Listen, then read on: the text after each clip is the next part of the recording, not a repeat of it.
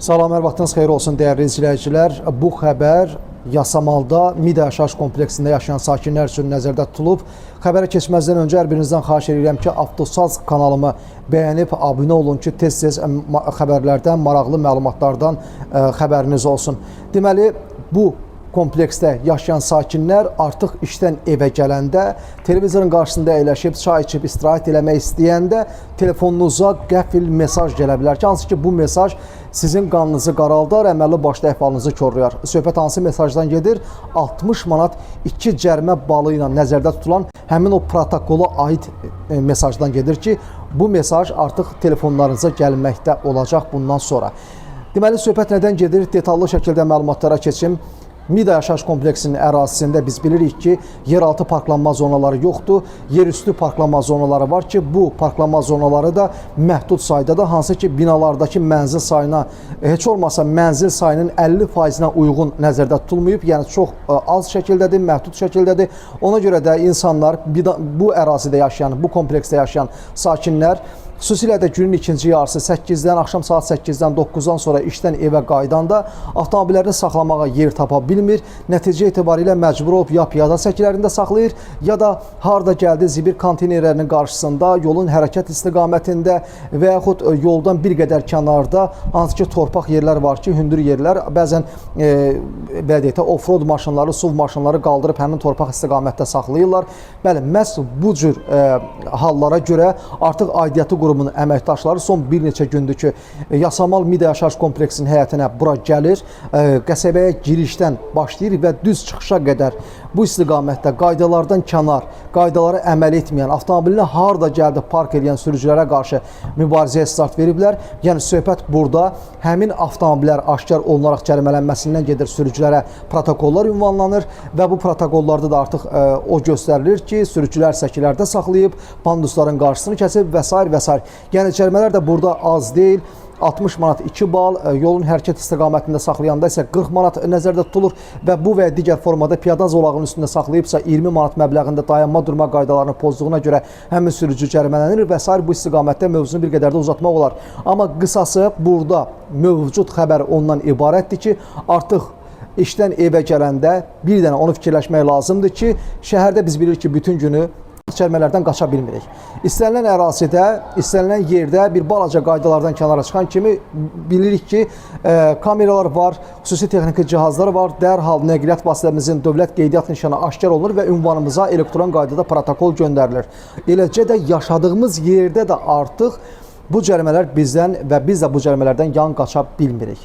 Niyə? Çünki niyəsini bir qədər öncə dedim, qaydalara əməl edə bilmirik, saxlamaq məcburiyyətindəsən.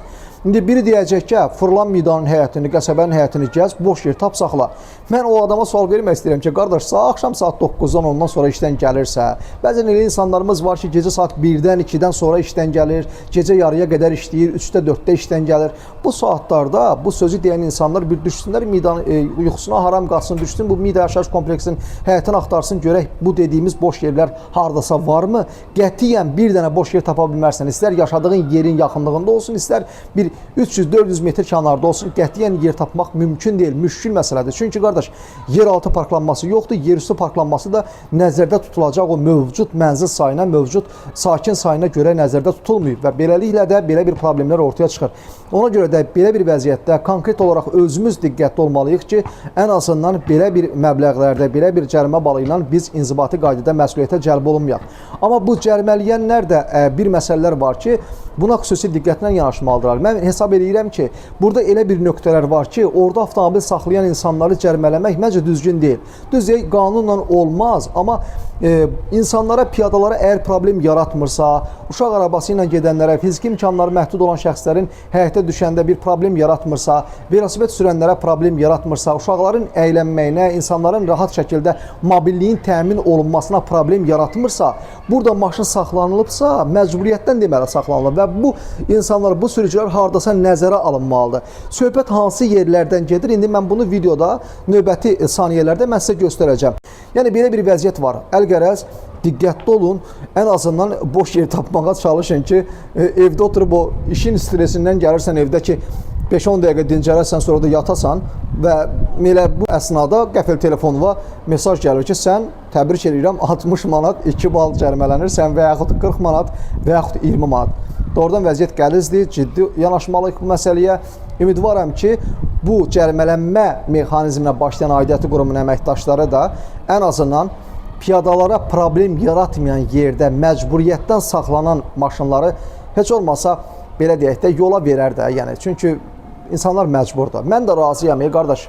Pandusun qabağını kəsibsə, insanların yolunu kəsirsə, insanlara problem yaradırsa, için mən qarışıq, mən də sürücüyəm. Əgər belə bir səhvə yol vermişəmsə, məcburiyyət buna heç bir don geyindirmək, heç bir buna əsas gətirmək, haqq qazandırmaq olmaz.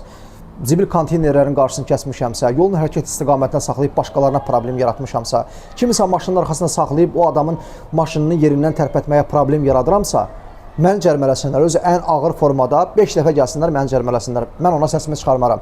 Amma nə olar ki, görürsən ki, məcburiyyətdən saxlayıb heç kəs üçün də problem yaratmırsa, məncə belə sürücüləri bitər yola vermək olar. Özünə yaxşı baxın, diqqətli olun, Avtosazı izləmədə qalın. Hələlik. Deməli görürsünüz, qarşımda 2 dənə eyni səviyyəli piyada keçidi var. Zebra ilə, hansı ki yerə artıq xəttənmə ilə görürsünüz. Bir tərəfində baxın, pandus kimi nəzərdə tutulub ki, maşın, velosiped, araba və s. digərləri keçsin. Məsələ burasındadır ki, baxın, burada da pandus var, amma bu istiqamətdə görürsünüz pandus yoxdur. Var diyor. Baxın, fikir verirsiniz. Söhbət bundan gedir. Baxın, eyni vəziyyət bu zolağın digər başlanğıc hissəsində də var. Baxın, gəlirik, yaxınlaşırıq. Pandusu görürsünüz. Pandus var ki, bura güya hansısa piyada üçün və kimsə üçün, insanlar üçün nəzərdə tutulub, amma digər tərəfdəki hündürlüyə bax. Yaxşı, araba ilə gələn, fiziki imkanları məhdud və uşaq arabası ilə gələnlər buradan necə düşəcək? Və burada belə bir boşluq var. 2 kvadrat, 3 kvadratlıq boşluqdur. Bu boşluqda avtomobil saxlayıb məcburiyyətdən burada avtomobil saxlayanlar cərimələyirlər. Səbəb nədir? Bilmirəm. Yəni bura nə üçün nəzərdə tutulub? Bax, bu boşluq kimin üçün, nə üçün nəzərdə tutulub? Məsələ bax budur. Yəni burada maşın saxlayanda piyadaya necə mane olur? Piyada burada hansı işi görür? Piyada burada hara hərəkət eləyə bilər? Biz piyada səkisi deyiriksə, bu səkinin ortasında işıq dirəyi varsa, belə bir uyğunsuz, anormal proyektə görə kimlərinsə maşını burada məcburiyyətdən parklanma məhdud olduğuna görə saxlayırsa, niyə cərimələnməlidir? Ha, burada saxlasa başa düşərəm ki, baxın, bu istiqamətlərdə yol var. Hər iki istiqamətə yol dönür. Bunun qarşısını kəsmiş olar, əgər bax burada saxlasa. Amma bura heç bir formada, bax bura görürsünüz, bura panduslu, nəzərdə tutulub piyada zolağı var, amma digər tərəfi bağlıdır. Niyə? Yəni bu uyğunsuz proyektə görə bura kimsə maşın çıxardanda artıq cərimələnmə olur. Məsələ bax odur. Mənim dediyim uyğunsuz oldu. Və yaxud səkidən yer tapa bilmir, SUV, offroad və digər maşınlar. Baxın, təkərlərin izinə bax, şinlərin izinə bax. Çıxardır, məcburən bax bu torpaq bu hissədə saxlayır. Yaxşı, bura kimin üçün problem yarada bilər? Hansı piyada üçün problem yarada bilər? Bax, bu kolluğun içi. Baxın, burada saxlayan maşın nəyə görə cərimələnməlidir? Heç bir piyadanın axı yolun kəsmir. Bura gedib çıxır badımcanlığa da belə deyək. Bax, belə bir vəziyyət, belə bir uyğunsuzluq var. Mən razıyam, harda gəldi saxlayanları, insanlara problem yaradan yerdə saxlayanları cərimələsinlər. Amma belə yerlərdə məcbur qalıb maşın saxlayanları nəzərə almaq lazımdır. Valla nəzərə almaq lazımdır. Baxın, belə bir vəziyyət.